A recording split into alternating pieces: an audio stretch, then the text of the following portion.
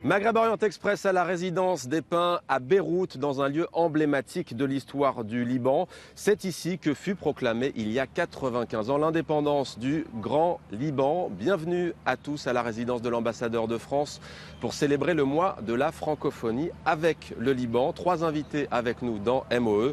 Fifi Aboudib, merci d'être avec nous. Vous êtes journaliste, éditorialiste à L'Orient le Jour, quotidien francophone que nous connaissons bien à TV5 Monde. Vous avez traduit le livre de Toufik Youssef Awad, ça s'appelle Le Pin et c'est publié aux éditions Sinbad Actes Sud, L'Orient des livres. Je précise que vous êtes aussi rédactrice en chef du mensuel de mode et d'art de vivre, l'officiel Le Vent. Avec nous également Tania Hadjitoma Mehana, merci d'être avec nous également. Vous êtes journaliste, écrivaine, vous dirigez la maison d'édition Tamiraz qui vient de publier le dernier livre du dessinateur Mazen Kerbaj, mais aussi le livre d'Etel Adnan, grande figure de la littérature au Liban et grand nom aussi de l'art contemporain. Et vous mettez à l'honneur la société civile libanaise à travers un grand projet qui s'appelle Positive Libanon, le Liban en positif. Et puis Déborah Fares, alias Abraka. Déborah, merci de nous accueillir ici au Liban. Vous êtes dessinatrice, votre premier personnage, Abouras, est né il y a maintenant quasiment 10 ans. Il a aujourd'hui laissé place à Mademoiselle, il est toujours là d'ailleurs aussi. Personnage haut en couleur que l'on découvre dans L'Orient le Jour. Vous avez remporté en 2013 le prix d'illustration libano-belge Bogossian. Tania Hadjitoma, on célèbre donc ici le mois de la francophonie. Ce n'est pas un jour, ce n'est pas une semaine comme dans certains pays, c'est tout un mois et certains Libanais nous disent même c'est toute l'année. Quel est votre rapport à la langue française ? Vous savez qu'on a envie en fait de célébrer le français tous les jours parce que c'est une langue qui nous est très chère. Déjà moi j'écris en français et je lis en français principalement. Je trouve que c'est très riche de posséder 3 langues parce que ce n'est pas uniquement 3 langues, évidemment, ce sont 3 cultures. Et je ne renoncerai jamais à mes 3 cultures. Je suis très heureuse de pouvoir parler 3 langues, lire en 3 langues, écrire en 3 langues et surtout avoir ces 3 ouvertures vers le monde. Ces 3 langues, quelles sont-elles, Déborah Fares peut-être? C'est l'anglais, c'est ça, français et libanais. On plaisante beaucoup ici sur le fameux « Hi Kifak Sava », c'est-à-dire dire bonjour et saluer en 3 langues. C'est un peu pour vous comme pour Tania. Ciao. Ah, il y a ciao aussi pour l'italien, voilà, pas de jaloux. Donc c'est un peu ça, c'est aussi une langue, c'est aussi une culture que l'on vit. Un mélange de culture, un mélange de langues, c'est un peu notre identité au Liban. Vous, quand vous dessinez par exemple et quand vous écrivez dans L'Orient le Jour, c'est donc un quotidien francophone, c'est en français. Qu'est-ce que ça change? Est-ce que l'on peut raconter aussi facilement en arabe une situation propre au Liban qu'en français? Comment vous jouez avec les deux? Vous écrivez en français dans L'Orient le Jour, notamment dans Expression libre? Oui, j'écris en français pour expliquer des expressions libanaises. Donc c'est vrai que c'est un peu compliqué parfois d'expliquer les subtilités, mais on s'en sort toujours magnifiquement bien. Et on va y revenir justement, on va voir comment vous faites concrètement. Fifi Aboudib, vous idem, vous écrivez en français, vous êtes journaliste, je le disais, vous êtes éditorialiste. Votre histoire à la langue française, quelle est-elle? Mon histoire à la langue française, c'est un petit peu curieux parce que moi je viens d'une famille majoritairement arabophone. Mon père et ma mère sont arabophones. Mon père parce que c'était sa génération et ma mère parce que, ayant un père très anticlérical, elle a reçu son éducation dans les écoles protestantes, donc américaines, donc elle est plutôt anglophone en 2e langue. Donc j'ai appris essentiellement le français dans les livres, ce qui fait que je suis partie dans la vie avec un français scolaire. Et puis les livres m'ont possédé, mais je revendique aussi mes 3 langues, comme beaucoup de Libanais. Français, anglais et donc arabe libanais. Alors il y a ce livre, Tania Hadjitoma Mehana, qui s'appelle Faux et usage de faute, mieux parler français au Liban, de Dounia Mansour Abdelnour. Expliquez-nous pourquoi ce livre? En fait, Dounia est venue nous voir en 2006 avec ce petit recueil extrêmement drôle et précieux de petites choses qu'elle a récoltées au fil des conversations, de choses c'est pas des libanismes tout à fait, mais c'est des expressions qu'on a un peu détournées. qu'on a imagées, etc. Nous, on aime bien chanter en parlant. Et voilà. Et on a trouvé ça très, très, très mignon. On l'a publié, ça a eu un succès fou, ça continue à avoir. On l'a déjà réédité 2 fois. C'est donc aux éditions Tamiras. Alors des cas concrets avec toutes les 3 peut-être. Alors il y a quoi? Il y a Ne me dis pas, il y a énormément d'expressions comme ça. Il y a Un jour oui, un jour non, qui est très drôle, qui vient de l'arabe en fait. Alors qu'on dit un jour sur 2, etc. Mais moi-même qui étais enseignante avant et qui pense écrire un bon français, j'étais très étonnée de voir qu'il y avait des expressions que j'utilisais et qui étaient en fait pas du tout... Voilà, bon... Est-ce que ce sont des erreurs? Moi, je pense pas. Je pense que ce sont des richesses. Oui, certains disent justement ce ne sont pas des fautes pour vous. Tiens, Déborah Farès, vous qui vous intéressez à ces fameux, comment vous dites, ces mots non identifiés, c'est MN, Niel, c'est ça? Oui. Ouais. Et pour vous, ce sont des fautes ou pas forcément d'utiliser des expressions en français qui sont à la limite du correct, ou c'est du parler en fait, c'est du concret? Pour vous, il faut les accepter. C'est la francophonie, ça aussi? En fait, je ne travaille pas que sur les mots français. Il y a aussi des mots qu'on a recueillis de l'anglais, de l'italien, du turc, de l'espagnol, du russe. C'est une richesse, puis c'est amusant. Voilà, ça fait encore une fois notre identité maintenant. Est-ce que ce sont des fautes? Évidemment que ce sont des fautes, mais ça reste... D'un point de vue grammatical et de syntaxe. Ça reste une richesse. Donnez-nous des exemples, vous en avez un ou deux comme ça qui viennent à l'esprit. Oui, par exemple, calamantine, c'est les clémentines. Ou bien Bumba, la bombe. Par exemple, échappement, l'échappement, bon mot, le point mort. Votre personnage aussi, Mademoiselle, c'est bien entendu Mademoiselle qu'on entend aussi dans des pays du Maghreb, Algérie, Maroc, Alors, Tunisie. Mademoiselle, c'est marrant parce qu'il y en a au moins 10 différentes. Il y a Mademoiselle, Mademoiselle, Mademoiselle, Mademoiselle. Vous la déclinez d'ailleurs dans votre livre. Donzelle. Votre expression, allez, on peut dire fétiche, francophone, libanisme, quel est-il? C'est une expression que j'adore. C'est encore un peu. C'est tellement équivoque. En arabe, encore un peu signifie bad shway, dans un moment. Alors vous êtes à table et on vous propose du vin. Et vous dites encore un peu, mais vous pensez pas tout de suite. On va attendre un petit peu, quoi. Mais on va vous resservir. Là, pour le coup, il resserre. Et on peut finir gavé avec encore un peu. Et il y a aussi des quiproquos, c'est drôle, que l'on peut retrouver d'ailleurs avec le français que l'on parle au Québec. Alors, la francophonie, c'est aussi de découvrir des personnages, des femmes, des hommes qui agissent concrètement.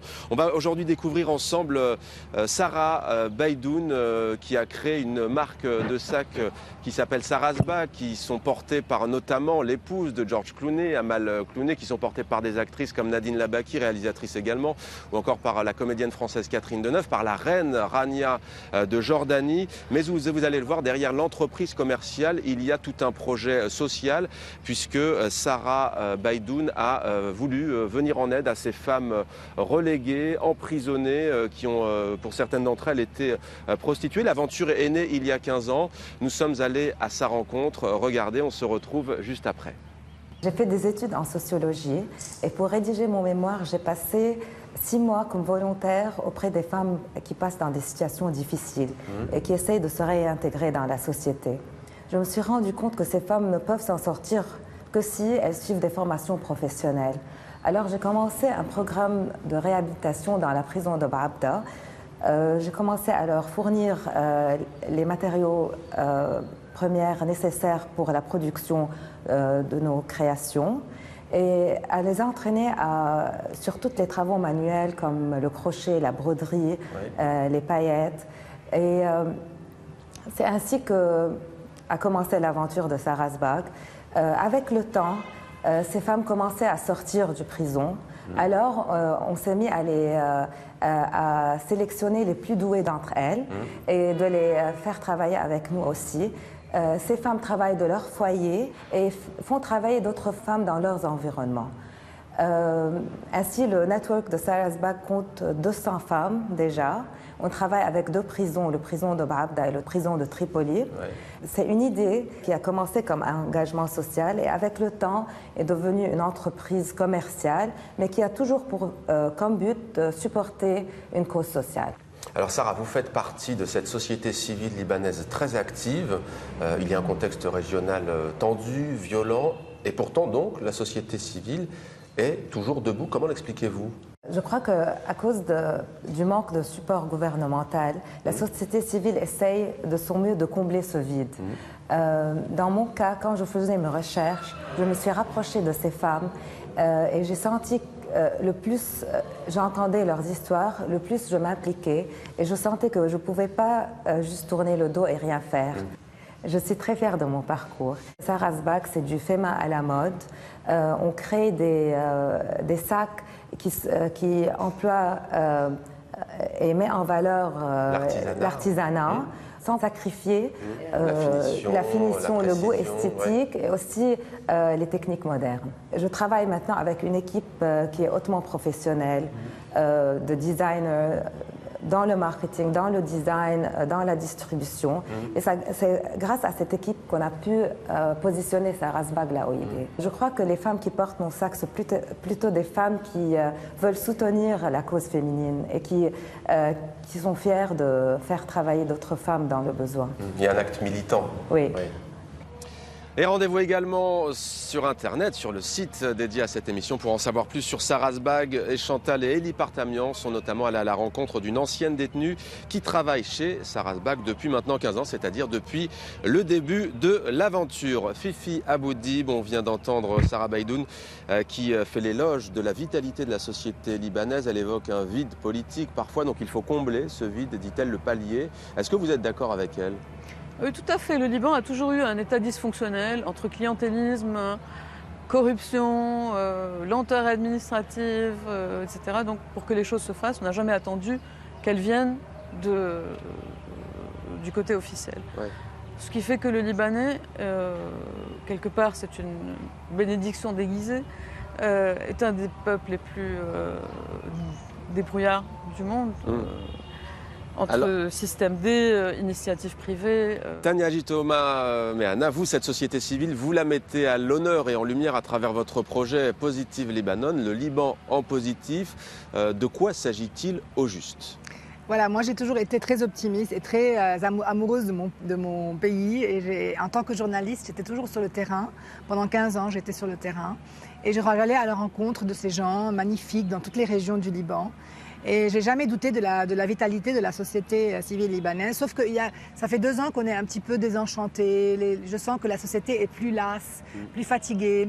Et donc, j'ai décidé de prendre le taureau par les cornes et d'aller cette société civile ne m'a pas attendu pour faire des choses extraordinaires. Mais c'est juste que parfois, il ne faut pas se perdre de vue. Et j'ai senti qu'on s'était un peu perdu de vue, qu'on avait perdu de vue notre adaptabilité fantastique. Toutes ces choses qui font qu'on est toujours debout et aussi on se fait toujours très remarquer dans le monde, etc. Voilà. Donc c'est une campagne en fait qui dit I'm a positive Lebanese et je suis une positive Libanese maman, je suis un papa, je suis un entrepreneur positif, je suis un artiste positif. Et le livre, il y a 400 pages où il y a des initiatives concrètes de la société civile qui n'est aidée par personne et qui ne compte que sur ses ressources personnelles pour avancer et pour changer les choses. Déborah Fares, il y a toute une génération de Libanais qui n'a pas connu la guerre civile qui a déchiré le Liban. Est-ce que vous sentez qu'il y a aussi une implication des plus jeunes, des jeunes générations, génération Y parfois comme on les appelle pour leur forte présence sur les réseaux sociaux? Est-ce qu'ils sont aussi actifs dans la vie entre guillemets réelle et pas seulement derrière l'écran? Vous le sentez ça autour de vous? Alors, il faut dire que moi, j'ai vécu la guerre parce que je suis née en 78, mais je peux vous répondre par rapport à mes élèves. Ils sont très actifs, ils ont envie de faire des choses, ils ont envie de faire bouger les choses. Donc la réponse est oui. Vous êtes publicitaire donc et enseignante dans la vie. Peut-être juste un petit mot pour revenir sur la question de la francophonie. Vous militez pour Béroutin, Béroutine dans le dictionnaire, l'entrée de ces 2 mots, ce qu'on appelle le gentilé en français, les habitants de la capitale libanaise. Il y a même une pétition en ligne sur Internet. Pourquoi militez-vous pour cela? Parce que quand j'écris Béroutin, il y a toujours un petit trait rouge comme ça qui me souligne que c'est une erreur. Et donc un jour, j'en ai eu assez, j'ai essayé d'enquêter. Et j'ai réalisé que Béroutin, que ce soit le gentilé ou l'adjectif, n'existe dans aucun dictionnaire français. Et je trouve ça un peu quand même étonnant, vu que c'est pour la première fois qu'on a employé le mot Béroutin, c'était en 1844, c'était dans un magazine français lyonnais qui parlait de la soie, Béroutine, donc c'était un adjectif. et que c'est un livre, c'est un mot qui est très utilisé. J'ai répertorié 300 livres où il est utilisé, qu'on l'utilise en français. Pourquoi ne pas l'avoir dans le dictionnaire, en effet? Parce qu'on est francophone et parce qu'on l'utilise. Et la condition pour qu'un mot rentre dans le dictionnaire, c'est qu'il soit utilisé pendant assez longtemps. De 1844 jusqu'à maintenant, je crois que c'est... Ça commence à dater. Voilà, donc je fais appel au dictionnaire français pour écouter ma requête et celle des Béroutins. Alors le mois de la francophonie est cette année placé sous le signe de la kermesse, un mois dédié à la culture, mais aussi aux échanges entre la France, le Liban et tout le monde francophone. Vous allez découvrir 2 artistes français, Vima Laponce et Tiriaka Arrivel. Ils sont en pleine préparation de leur prochain spectacle qui s'appelle Mission Géniale. C'est prévu pour 2016. Ils sont en résidence à l'Institut français. Des artistes qui n'ont pas froid aux yeux et qui vont donner un avant-goût à la fin du mois de mars ici à Beyrouth de ce spectacle dans le cadre du mois de la francophonie. Tiriaka a longtemps vécu à Madagascar et au Gabon, en Afrique, 2 pays francophones. Vimala a grandi en Inde et il découvre le Liban pour la toute première fois. Super content de voir qu'il y a de la vie et qu'il y a des gens qui vivent ici et que c'est pas ce qu'on entend nous la plupart du temps. Nous on n'est jamais venus, c'est la première fois qu'on vient au Moyen-Orient et on venait aussi pour ça, pour se redire ce qu'on savait, mais qu'ici il y a de la vie et qu'il y a des gens et que même s'il y a la guerre qui est pas loin, on a quand même une sensation beaucoup plus forte et intense que ce qu'on veut nous faire croire. On est venu à Beyrouth pour faire du cirque et on travaille à l'Institut français et on n'a pas pu tout ramener. Et on a laissé beaucoup d'objets en fait en France. On est venu avec 4 malles. Alors qu'est-ce que vous recherchez comme objet exactement là dans ce quartier? Alors il faut une télé combi avec un magnétoscope intégré, des assiettes, une pile d'assiettes, il faut un bastin, il faut des planches, de bois, il farine. Il faut des pressions. Des pressions. Des LED aussi pour marquer des choses en lumière. Le cirque a vraiment à voir avec la performance. Et Vous puisez dans le théâtre aussi?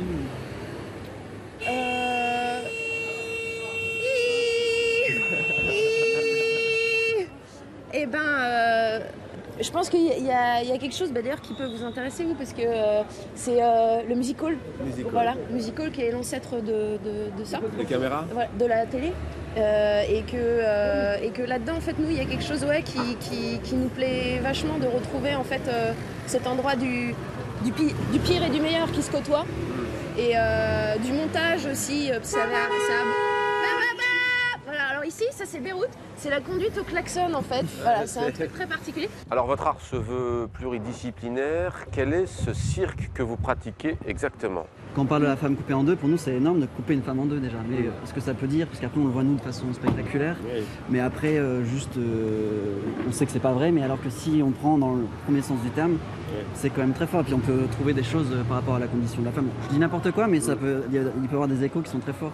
Et qu'en fait, on peut voir sur scène quelque chose qu'on entend toujours et c'est parlant, quoi. La francophonie à l'honneur sur TV5 Monde, MOE, au Liban, à Beyrouth. Fifi Aboudib, je le disais tout à l'heure, vous avez traduit le livre Le Pain. Ça parle d'un village libanais, ça se passe en tout cas dans un village libanais, à la veille de la révolte arabe contre la domination turque en 1916. On ne choisit pas, bien entendu, de manière comme ça anodine de traduire un livre. Qu'est-ce qui vous a incité à vous engager avec l'auteur et à le traduire? C'est que j'avais déjà traduit il y a 2 ans un autre ouvrage du même auteur qui a pour titre en français Dans les meules de Beyrouth, toujours chez Sinbad Actes Sud. Toufik Youssef Awad est un auteur très réaliste, très percutant. C'est un observateur très lucide, cruellement lucide de son temps. Donc je pense pour moi, les 2 ouvrages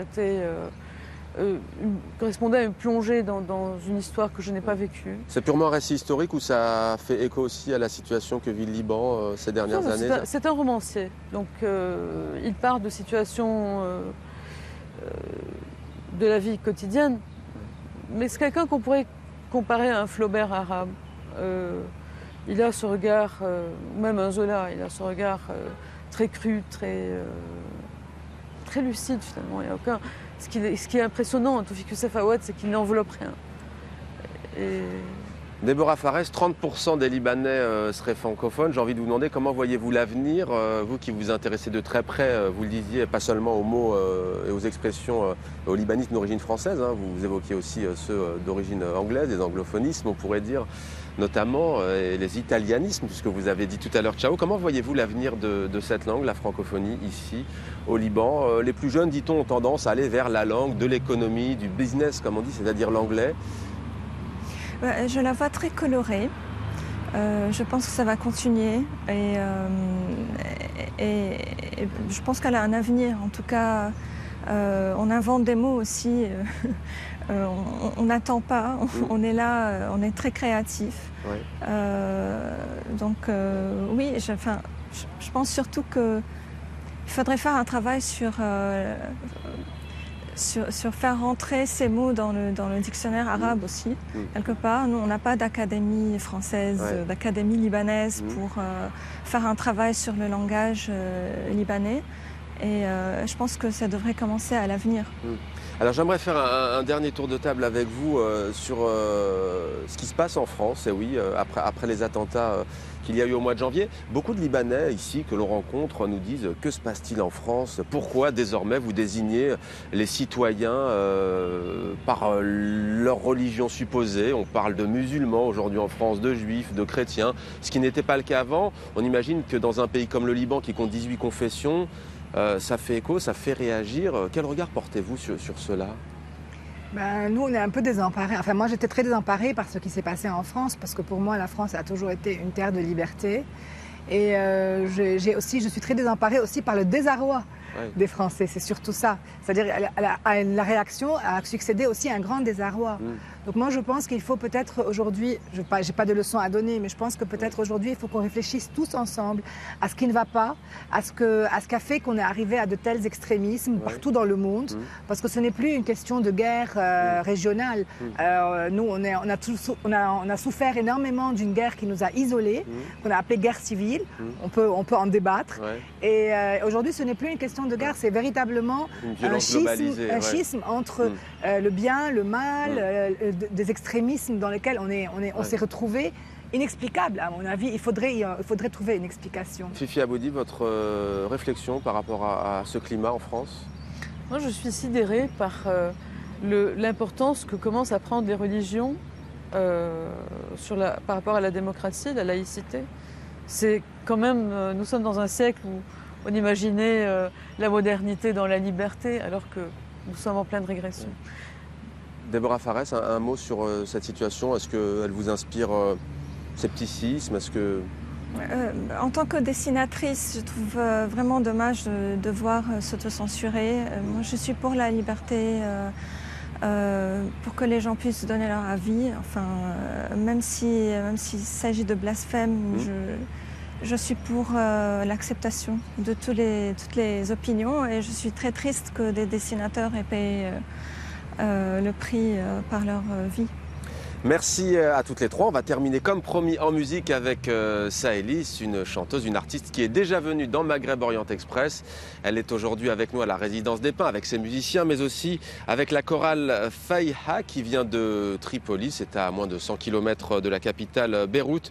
Tous vont nous interpréter Bétonville pour refermer cette émission MOE spéciale francophonie ici à Beyrouth au Liban. Merci de nous avoir suivis. On va profiter donc ensemble de Bétonville avec Saëlys et puis ses musiciens et la chorale Fayha.